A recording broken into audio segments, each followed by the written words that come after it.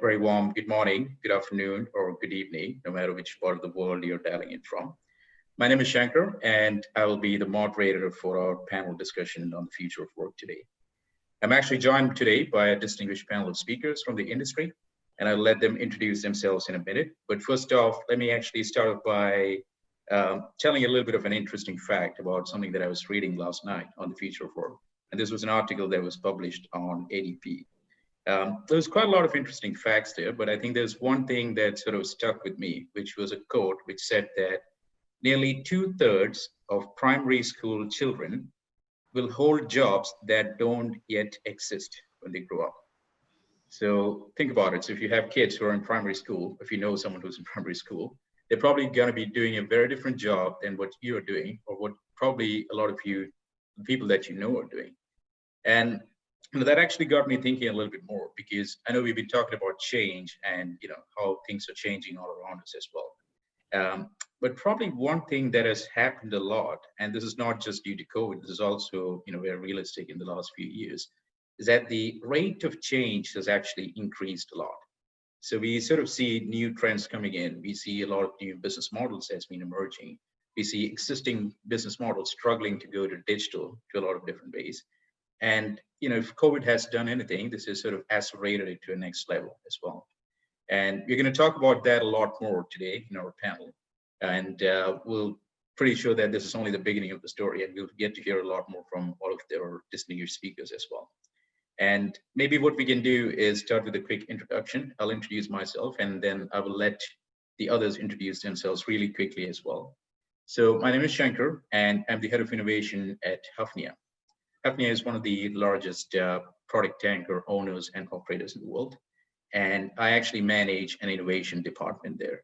And we essentially do two things. One is we look at all these disruptive trends and new initiatives that's happening all around us. We work with a lot of startups. We work with a lot of partners in the digital as well as technical side. And we try to bring these ideas back into the organization. So that's the first half.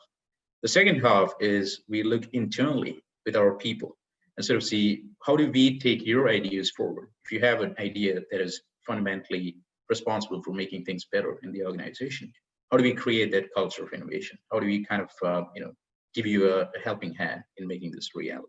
So that's what I do. And maybe we can go ahead and have a quick introduction of all the panel members. I'm just going to call the names in the order that they appear on my Zoom screen. So maybe we could start with you, Pia.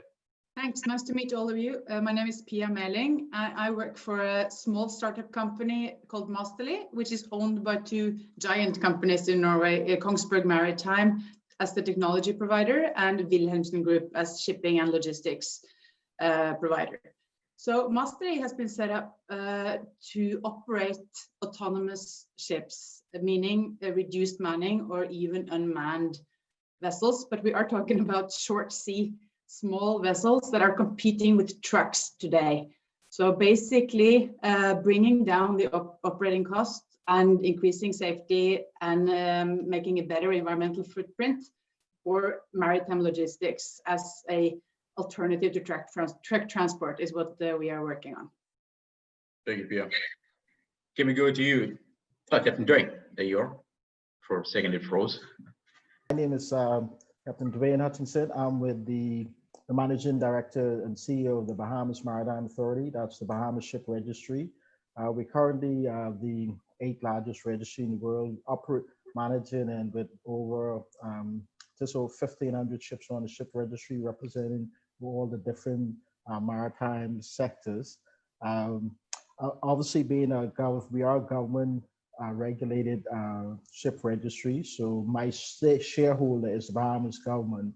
And so it's a part of our mandate, as well as obviously the ship registry, ensuring international compliance. There's an aspect of our the Bahamas mandate is that introducing the maritime sector and building capacity in the Bahamas. So certainly this panel is certainly very pertinent, because obviously we're talking about the future. And one aspect of what we're doing is looking at how we bring in the next generation of seafarers into this sector, bearing in mind the traditional models that we have in maritime. Thank you. Thank you so much. Next off, we go to Cristina. Yes, hello, good day, everyone. So I'm Cristina Santamaria. I'm based in Singapore. I'm regional manager for Southeast Asia, Pacific, and India for DNVGL Maritime, which is basically a classification society, which our purpose is to safeguard life, property, and environment, especially for the maritime industry. And I would say that also what is very close to our DNA as a company is also that believe in research and development, since we invest yearly 5% of our revenue in that arena to try to move the world and the industry forward. So this is certainly a very important topic for us that we are very invested in. Thank you, Cristina. Can we go to Despina? Hello. Thank you, Shanker. It's a real pleasure to be with all of you today. So my name is Despina Theodosiou, and I'm joint CEO of Tototheo Maritime. Tototheo is a global maritime solutions provider, and we specialize in maritime satellite communications, bridge systems, digital technologies, and fleet optimization services. And what I can say as an opening comment is that our group of companies has a long history. We're almost in the industry for 40 years. And although I'm not so many at the company, I've been here for the last 15 years, it has been very interesting to observe how the advancement of technology and of connectivity is changing our industry, and how it is transforming our services as an industry, but it's also transforming the way we work within the industry. So I think this discussion today is a very important one, and to see how we go about it in the future. So thank you very much. Thank you, Despina. Steffan, maybe just check with you one more time. My name is Steffan Knodt. I'm Director Digital Ventures for Wartsila, a Finnish technology company in the marine and energy sector. And my role there is to collaborate with startups, so finding also new technologies and ways of working, new business models for the marine industry. And like PR, autonomous vessels and decarbonizations are quite important topics for us today. And of course, a lot of new opportunities for the future and way of working and technologies in the maritime sector. Thanks for being part of this discussion. Thank you, Steffan. We move to Ritesh. Hi, good afternoon and good morning, respectively. My name is Ritesh S. Ramakrishnan. I'm the Joint Managing Director of the Transworld Group. Transworld is a 40-plus-year-old organization, primarily in a couple of aspects of the shipping and logistics business. We are an asset owner in that we own and operate container ships and bulk carriers.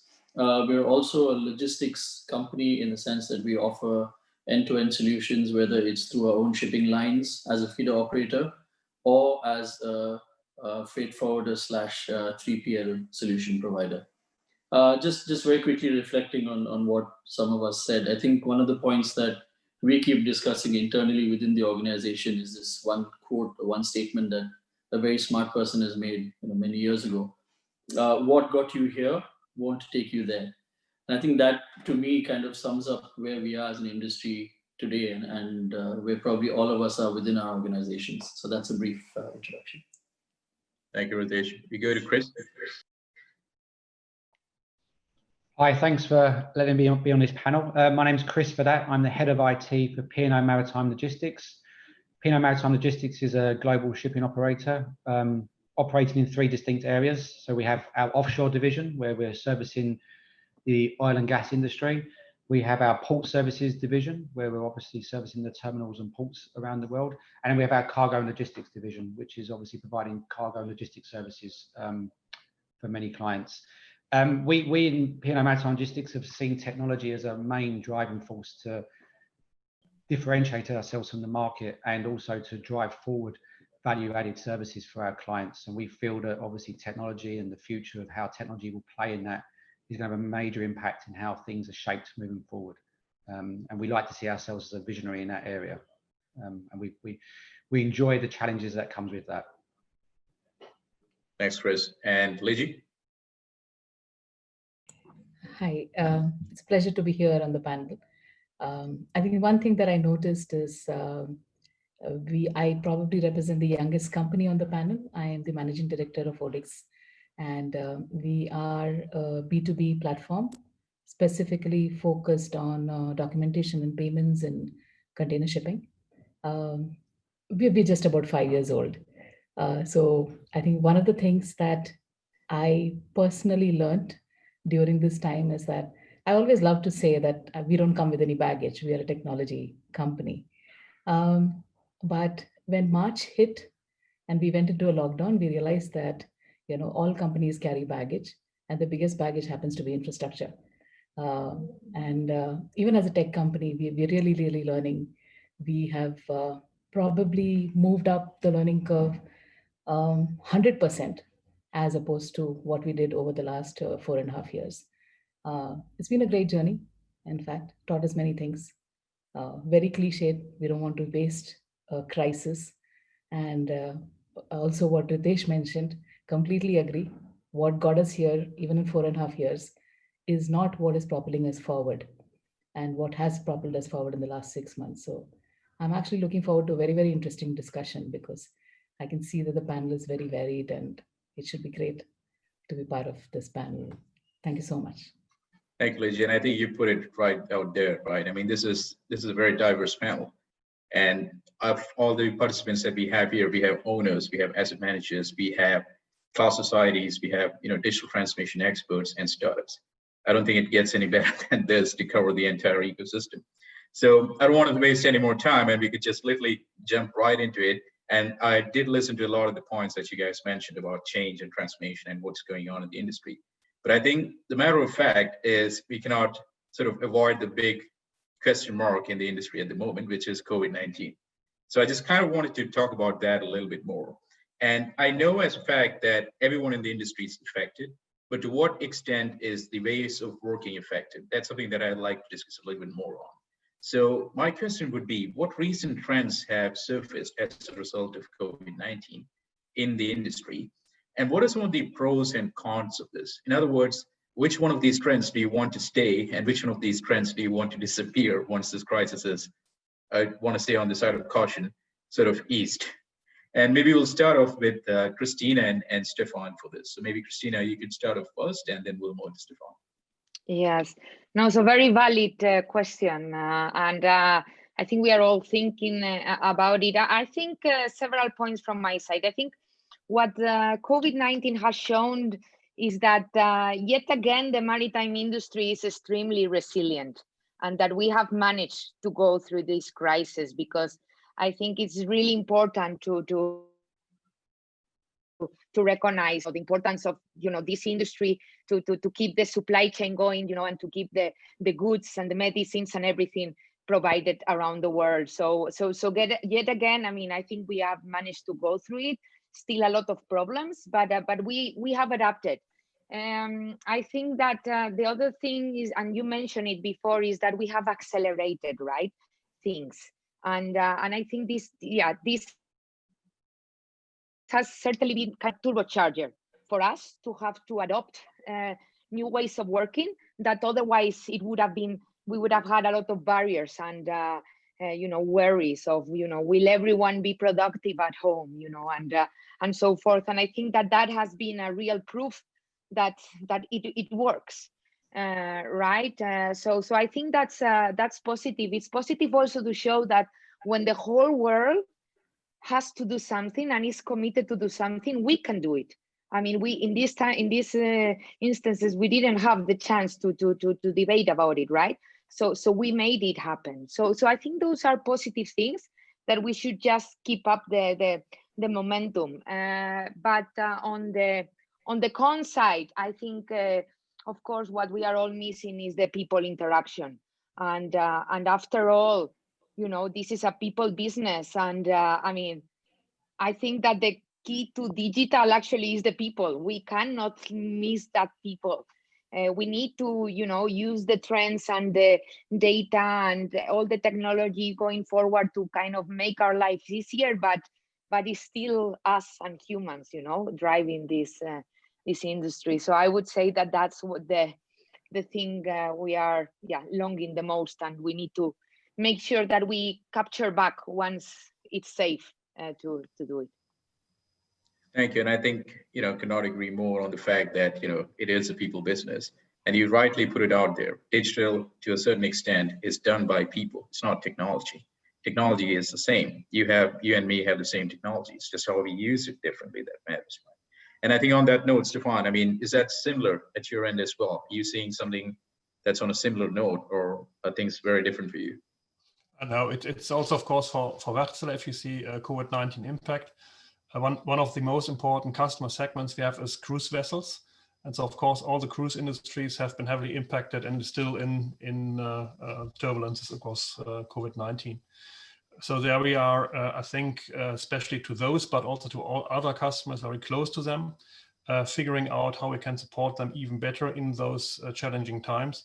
And of course, everything around digital tools and how we could make contact and personal contacts easier for also our service people is quite important for them. And that is certainly also from our way of working with startups, the positive side, let's say, of the COVID-19, that of course, all digital tools that somehow makes your connection to a cruise on board easier, service personnel that have now AR, VR tools to somehow get support from onshore people who are not able to travel.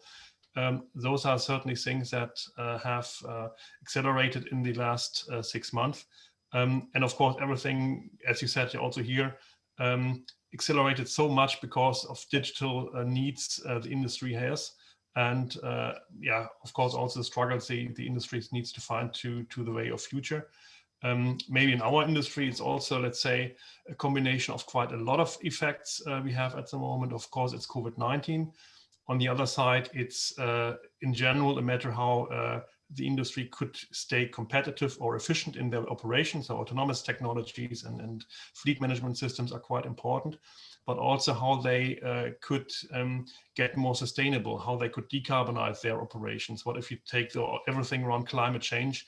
That is a huge driver for the industry, and that has not gone away due to COVID-19. Even more, there's a need to invest in new technologies that also have positive effect on climate. So we are really trying to stay close to our customers, but that's of course a bit the challenge in the situation like we are now in. We have a lot of Zoom calls and meetings virtually, but you should meet people, and in particular also if you would like to build up relationship with startups, personal meetings matters. You build relationship, you build trust, and that is not easy just by virtual tools. You need to have face-to-face meetings, and that is hopefully something that in 2021 will come back somehow. That's great, and I think to a certain extent, it's interesting what you're saying, because on one hand, you know, what COVID has actually caused is a lot of acceleration of your day-to-day work. So, you know, technologies that, you know, I call it the low-touch economy. So in other words, you know, where you don't need to have physical contact with the person, all those technologies have rapidly increased. So be that your Teams call or Zoom's call, you know, use of AR or VR technologies. But the other fact that you mentioned, which is sort of the focus on the long-term issues here, right? So decarbonization, climate change, they're not going to go away. And I'm not sure how that has sort of changed or how that outlook has been for some of the other organizations. Do you see any sort of change in sentiments on that level? Well, I don't think so. That the change on the carbon or decarbonization issues has been changed due to COVID-19. There has been quite remarkable programs ongoing. For example, we have been in the Getting to Zero coalition for a while, where we have also worked on alternative type of fuels, where the industry as a whole is collaborating much more than in the past. And I think that's something that will last and stay, that it became really obvious that even in COVID-19 or climate change, the issues are so big that no one can sort that out alone. So if you're talking about open innovation and collaboration between startups and corporates, that is something I think where the maritime industry really learned from the last half year. And hopefully that will stay, that collaboration really matters to really sort out these big challenges we have as an industry and really to transform our organizations, but also how we work together as an industry and society. That's a great point. And I think, you know, one thing that sort of resonates and sort of comes up more and more often is digital, and in a big way. And I can't help but wonder, what would be the impact of digital in the way we work today? And when I say impact, this is mostly on the jobs that we are doing today, be that onshore and offshore, as well as the jobs that could possibly come up in the next few years. And, you know, how will they shape up? And I think it would be great to maybe hear from you, Despina, and then Kris and Captain Dwain on these three different topics. So maybe we'll start with you first, Despina. Thank you, Shanker. I will answer the question, but I will start a little bit with a comment on the previous one and say that regardless of the impact of the pandemic, the maritime and the shipping community faces a decade or even longer of significant change. So decarbonization, the drive of sustainability, even diversity, these are growing. And while this year may seem to have put a focus on economic upheaval, these three industry developments will be continuing. And in fact, I believe their purpose and benefits will only increase as a result of what has happened this year. We have a new type of person entering the shipping industry, and as a matter of fact, it's entering the workforce in general. The people that are entering now, the younger generation, they are bold, they're outspoken, they're not asking permission from us to be here. They are the millennials or those that are a little bit older, and they are building on the digital tools, they are supporting sustainability, and you know, their actions are having a positive side effect. And what I have seen is a growing number of experts in the shipping and the maritime sphere that expand their knowledge, adapt to change, and welcome this new way. So in terms of the digital technologies, I think it's important when we talk about them to look exactly at what they mean. You mentioned it a little bit before, Shanker. I think it's like asking in 1999 if the internet will change the way we work. There are many digital tools and they are useful to different people. And yes, we all end up looking at more screens, but these tools are all aimed at giving us better decision-making capabilities and reducing the risks that are inherent, for example, in the seagoing career. Digitalization will always need people. For sure, there are the programmers and the coders that understand that part of the digital world, but there are the people who understand and can channel that programming and algorithm development skills into solving specific problems. So these are tools around us. There are tools around us for almost everything. And some of them remove us humans from some of the challenging functions. So either removing risk or boredom or simply making things more efficient for us. So to answer, I think the roles we have now will be less risky, more valuable, and more valued. As for the short term, I think we will see a transition. And there was a report, I think 2 years ago, from the World Maritime University and ITF on the future of work that helped explain some of the impacts. We need to consider carefully the steps we are making and look at how we will transition, a transition to a more sophisticated, dynamic industry that is more connected to other sectors, that it is safer and it's efficient. And I believe it is inevitable, but we need to keep ourselves aware of how this transition can be made.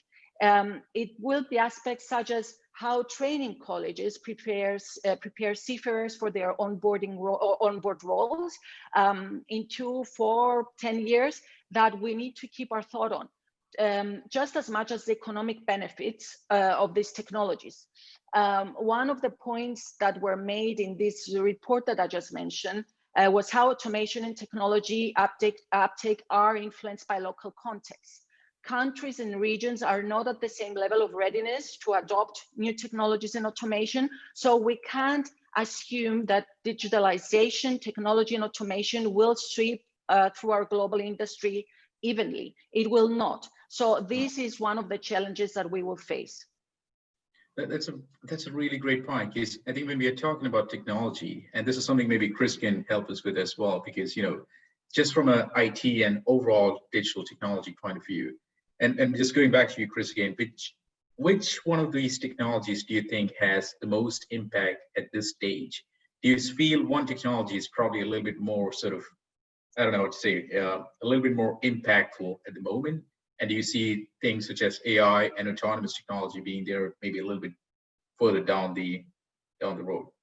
What are you seeing, Kris? Sorry. I think what you raise is a good point, and I think we have to be careful that digital is in effect a buzzword.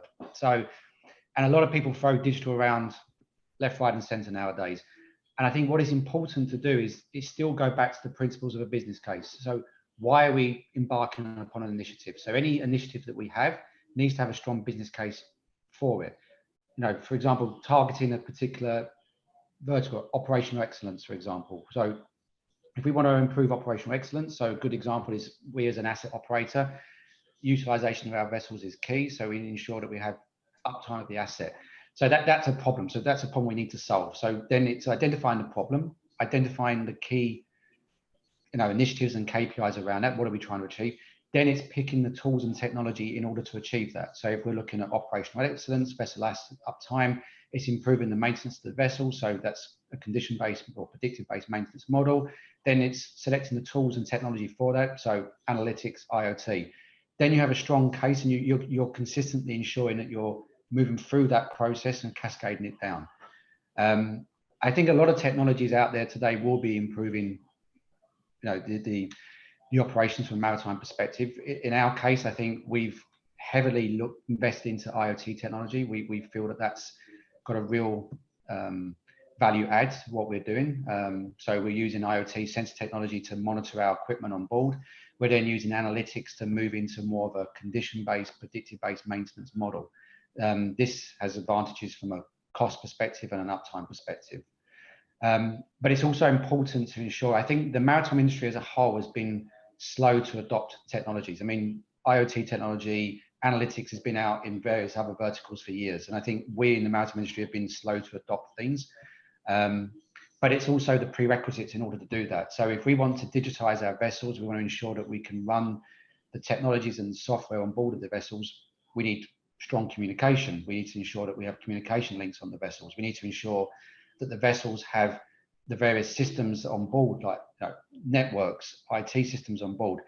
Cyber security is a big subject matter as well. So it's ensuring that whatever systems that we deploy moving forward are secure, that we have secure networks on board, you know, that they're segregated away from the automation systems. All of these prerequisites need to be in place first before you can start to deploy the more advanced technologies, because without the prerequisites, you know, you can want all the digital initiatives in the world, but they won't work, they'll fail. And I think that's one of the important factors that need to be taken into consideration. And I think one of the big changes I'm seeing nowadays is data.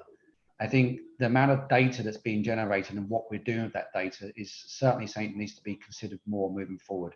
I mean, if you look at some of the reports that are out there today, it's estimated in 5 years' time, there'll be 175 zettabytes worth of data being generated annually. And 1 zettabyte is 1 trillion gigabytes. And if you think about the maritime industry and the vessels, the amount of data that's being generated is huge. And are we really capitalizing on that? I don't think we are. I think we're not capitalizing that from if we even look at the maintenance perspective, or if we're looking at it from a voyage perspective, if we're looking at optimizing routing, we're looking at optimizing the performance of the vessel. We're also looking at looking at the crew welfare. Are we looking at that data? Are we looking at safety data? Are we working out that, you know, that more often than not, injuries occur at 10 o'clock in the morning because it's late after breakfast, or was it 2 o'clock in the afternoon because they've just had lunch, they've become complacent? This data exists, and I think one of the key things that we need to do moving forward is analyze that data, take that data, and then use that for practical cases. It's a great point, and I think, you know, one thing that I was wondering when you're talking about is the whole rapid digitization and how shipping is probably a little bit slower to adapt, but the changes are actually happening a lot faster these days. And one thing that I was having a discussion with someone the other day was, you know, if a data scientist wants to join an industry today and they have an offer from a tech company and they have an offer from a shipping company, in their mind, they would be wondering what is shipping and, you know, how does shipping sort of come into a data science job set. But to be frank, you know, they would probably do a lot better here because the challenges and the opportunities that it presents is actually a lot better than joining, let's say, an industry that's a little bit more advanced on the curve, as maybe financial services, just as an example.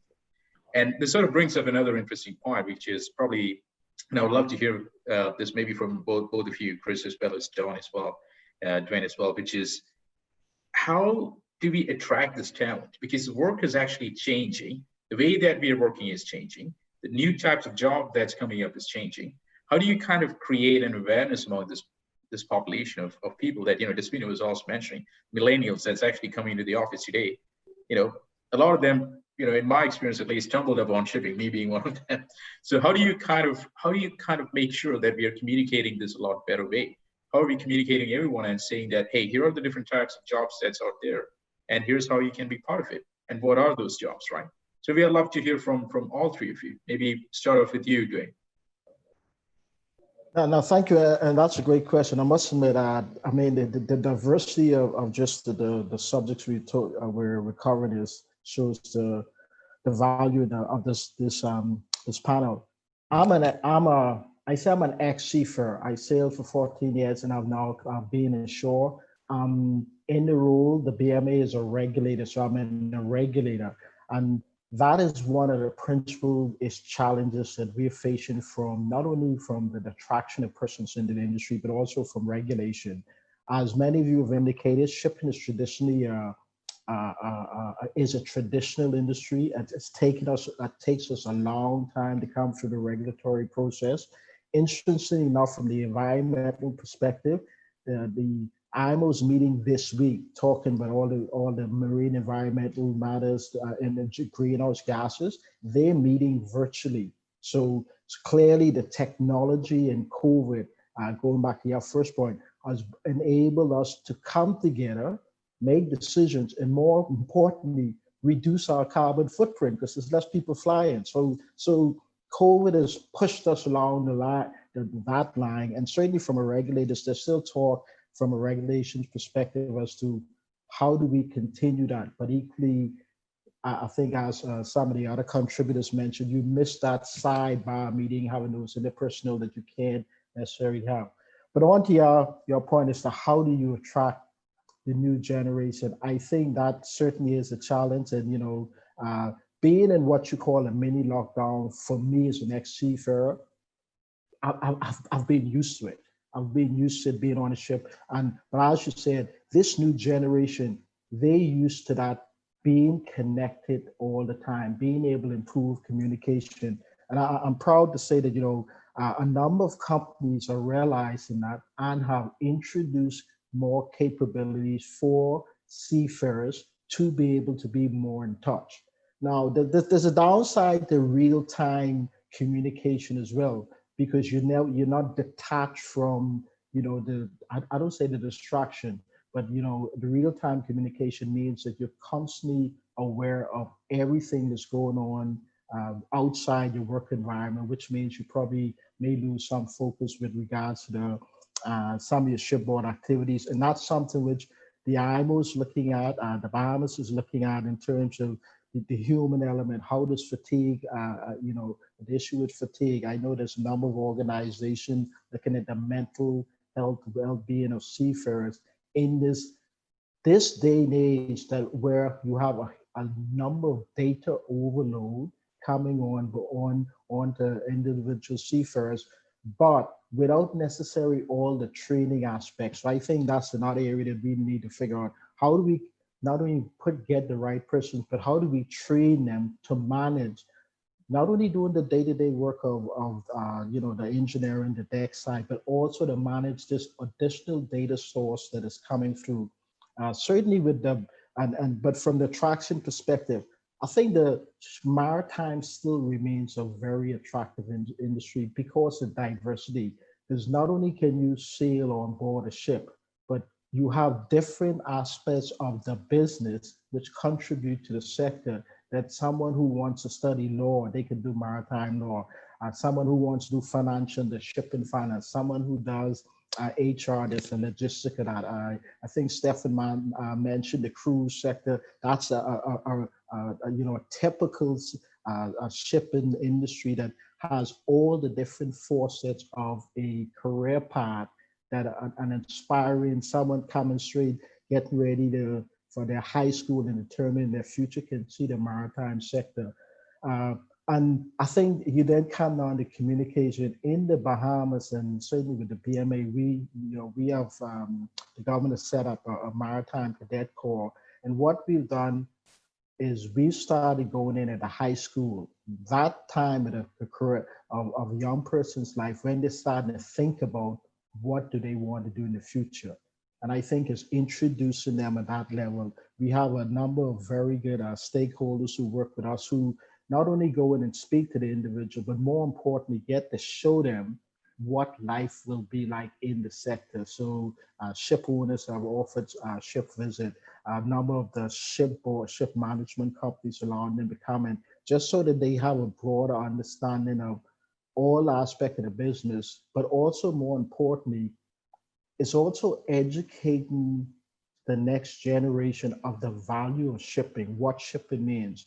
The Bahamas is an archipelago, so beautiful seas all around us. But when you go into a number of other countries where they don't see the water, it's hard to put the picture to them as to this core industry that makes sure that they can continue to survive, that how do their food get to the table.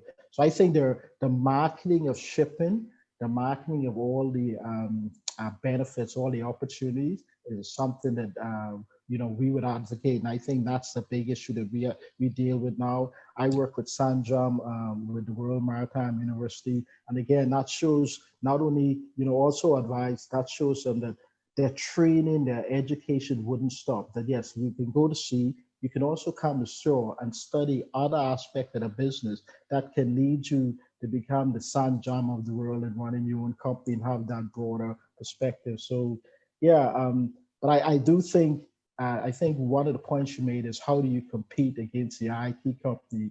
But the millennium now who wants to challenge something, I think they would see shipping as the ultimate challenge. So that's my contribution for now. Thank you. Thank you, and I think those are great points. And I think we can talk about this for a long time, but just also sort of in the interest of time. And one thing that actually comes to mind a lot when we talk about these new ways of working, these new ways of digitizing, as well as new ways of even complementary skills being applied to existing jobs. So if you're in finance, if you're in law, you could actually come in and work in maritime.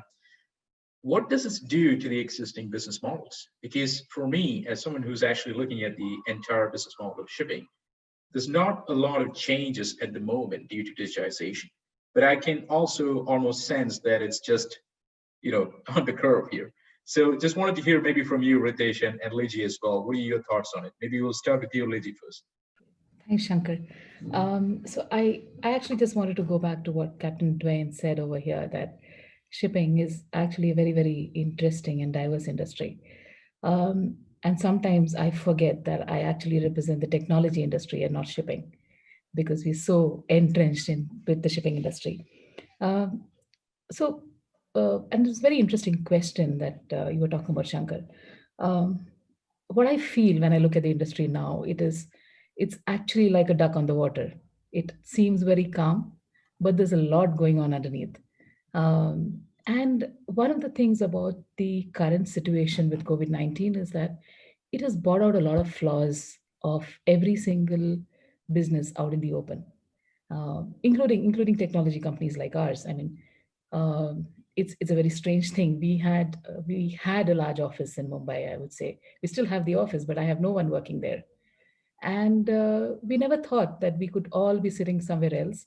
Like I'm currently in North India with very little network connectivity, but I'm able to manage because suddenly networks have improved. I'm only having 1 hour of no electricity and my whole day can be planned around that.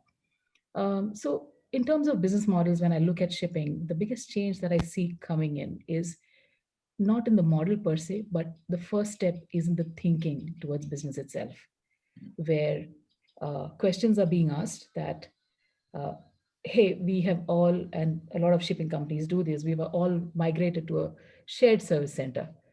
But with a pandemic, when there are no people coming into the shared service center, does it make sense for us to look at staffing much more closely? So, you have to break your business into different parts and then put the whole together again. And that's where we are today. So Captain Dwain was talking about HR. A huge impact has been on HR. So companies have to start looking at each and every building block that they have, starting with people first, because I have seen in shipping that there is no institutionalization of temp staff or sabbaticals or especially where you could have short hours and all of that, which have been part of the technology industry for a long time. But shipping has now started doing that, because they were finding it very difficult for people to connect and issue BLs and release documents, collect payments. People have started relooking at things and said that, okay, what happens if somebody works only for 4 hours? Does it really impact my business? Honestly speaking, it doesn't. What do I need? I probably need 1.5 people to do the job that one person would have done. So it starts with the fundamental building blocks. It starts with budget allocations and looking at where do we spend, where do we invest going forward. I think someone at the beginning of the discussion that we had mentioned that it is not just short term, but it is also the long-term investment that needs to be looked at. So the fear that I have is that, once 2021 comes and everyone has had a vaccine, we will all happily go back to office and go back to living happily ever after the way we were pre-2020. And we would have missed an opportunity. But I feel that because of the duration that we have been in, people are really looking at things much more closely. Finances have taken a stress for all of us, including technology companies. So every dollar is of huge significance.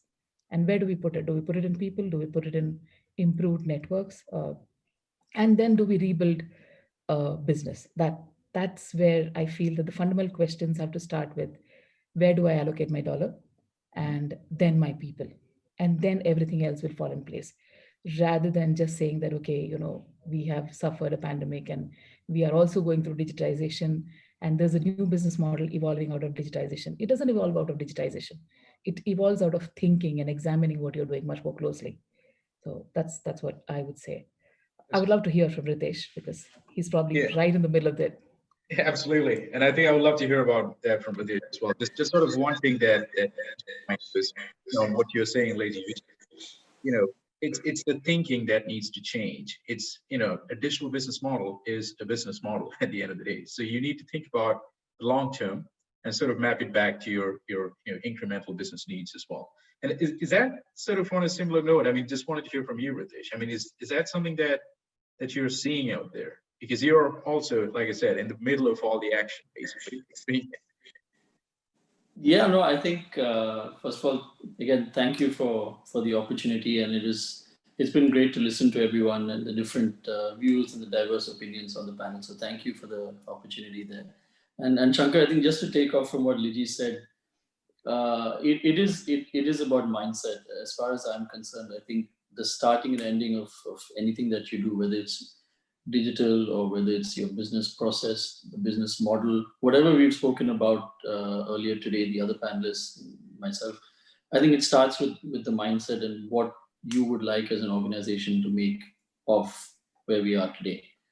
I was watching on a lighter note, I was looking at something online, and it's one of these memes that were going around in terms of what drove your digitization. Was it your CIO? Was it your CEO? And then there was the COVID-19. Right. So I think that, as in a way, I mean, although it's on a lighter vein, but I think it's shown us that, really speaking, if everybody puts their mind to something, things can happen, mountains can be moved, and it's not something that's of the realm of imagination. I think we've all seen it happening in our own ways, in our own organizations, in our own countries, wherever we are. If you ask me, though, I think in terms of how do we transform the model or what do we need, I think the first is people. We've all spoken about technology, and I'll get back to that. Along with people, I think it's about the mindset of the people, not just training them or upskilling people for different things. It's about looking at things in a collaborative manner. And I say this, I'm not saying industry gets together. That's not what I'm talking about. I'm talking about working with your larger ecosystem. You talk about integrated reporting, for example, where you look at what you do for your CSR, you look at what you do with the environment, as well as your business. You also, I think you need to look at having some more fun. And to go to what Captain Dwain said, I think as an industry for a very long time, the stereotype is we're a stuffy industry, it's male dominated. These are all the stereotypes, and largely true as well. But I think where we are, and if we really want to see a change, I think we need to have more fun with what we're doing. And lastly, I think equality and diversity. I think it's a great opportunity to really look and address these questions that we have within the industry, because a lot of what we do, and I had a chat with Sanjam on this earlier as well, it's unfortunate that in most parts of the world in our industry, it's still largely men around the table. And which is probably why we end up finding ourselves in situations like we often do as an industry, because it's the same line of thinking, it's the same discussions, it's the same points that we talk about. And somehow we always believe that we can also find the same solutions, and we fail more often than not. Going back from a technology perspective, yes, I think like Kris mentioned, it's also important to look at why you digitize. It's not digitization for the sake of doing it. And I think if you're able to answer those questions and answer those business cases, more often than not, you end up on the right side of digitizing, and you see the benefits coming out of it. So as I think it's, if I was to just kind of try and summarize what I'm saying, I think all of it has to go in together. And it's probably like somebody else mentioned earlier, we're at the cusp of, I think you mentioned, we're at the cusp of change as an industry and as a world, right? And I think it's up to us to seize the opportunity. And it'll be very foolish of us to go back in 2021, like Liji said, after everyone's got the vaccine, to go back doing business as usual. Because it's not just work from home. I think now it's work from anywhere. And I think the quicker we embrace that as industry leaders in our own way, I think that augurs well for everyone. So that's my bit. Great, Ritesh. And I think, one thing that we keep on talking about is the future. And I can't help but wonder, I think there's one person in this panel who's probably working on the most futuristic of futuristic technologies, Pia. How would you like to talk a little bit more about the autonomous vessel side? Because we keep hearing about it everywhere. And, there's two lines of thoughts about it. One is, when will vessel automation be completely done, where we'll have autonomous vessel sailing? Some say it's tomorrow, some say it's never going to happen. What are your thoughts on it? Because you're much more closer to this than probably all of us in the panel. So you just want to understand, what are your thoughts? And again, talking about long-term and future-proofing things, you're probably working on the much more longer term of issues. And how has that sort of been affected due to COVID? Has there been less focus, more focus? We're just curious to understand more. Yeah, thanks. Well, there are already autonomous vessels sailing, but those are maybe naval vessels or small, search and rescue or mapping the seabed, smaller units, right? But they are already unmanned autonomous vessels out there.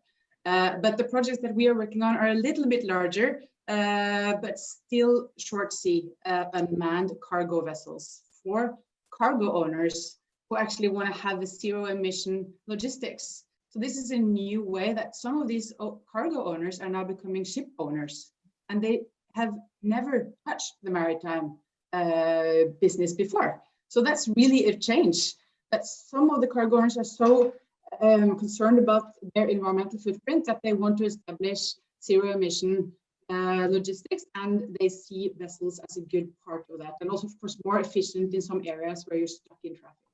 So this is a change. That's where we see the first projects emerging now here in Norway. But of course, there's lots of automation that could be used on larger vessels as well, and more ocean-going vessels, not taking off the crew, but helping the crew, assisting the crew with the issues they have of very complex technology and less time available and more reporting. So that's, the other market we're looking at. But in terms of COVID, I think it's, in one way, it has really accelerated the thoughts around this, because one, you realize that people can be a scarce resource. In some areas, some small ferries, for example, here in Norway, that they weren't able to get the crew because some were in quarantine, some were sick. So the ferry couldn't move as often as before, giving a worse service to the inhabitants on a small island, things like that. So we realized that people could be a scarce resource, and all the issues with crew change and so on has also showed us that it's complex. So actually, as kind of a safety backup solution for some areas, it could be interesting to look at.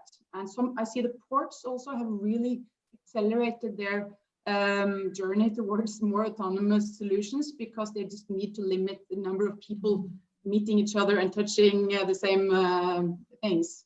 So this is, it's in one way really accelerated it. On the other hand, of course, most companies have more than enough with their daily struggle today.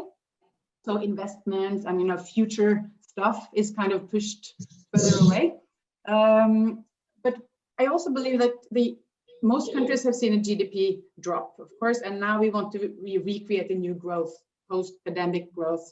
And looking at sustainability and sustainable growth is something that most countries are looking at. So to see this as a way of, a way of affording zero emission shipping is how I see it, because it's more costly to run a vessel on batteries or hydrogen or whatever zero emission fuel.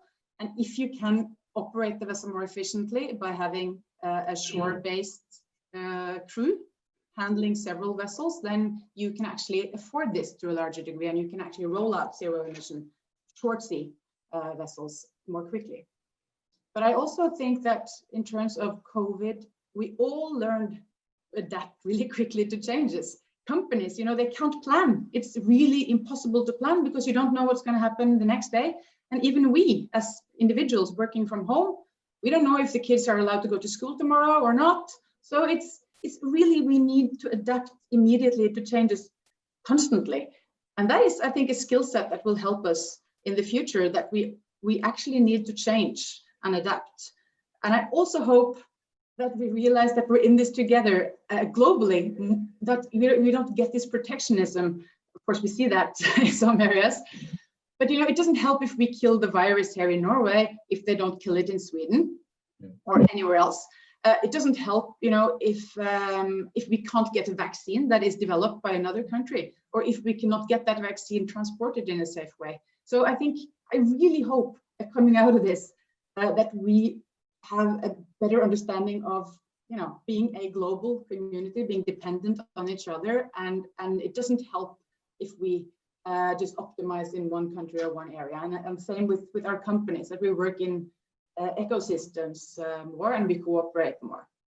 But of course, I'm super excited of working with new technology, but we also work with people and change, and we're going to create some new jobs that will be very interesting. If you're going to sit in a remote operations center and be responsible for maybe 5 vessels that are remote from you, where you have your camera and you have other visuals that will replace the situational awareness that you used to have on board.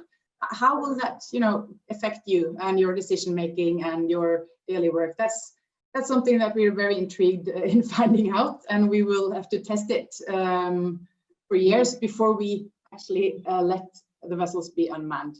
So just to be clear about that, if we're talking a years of testing with people on board and on shore at the same time before we take off the entire crew.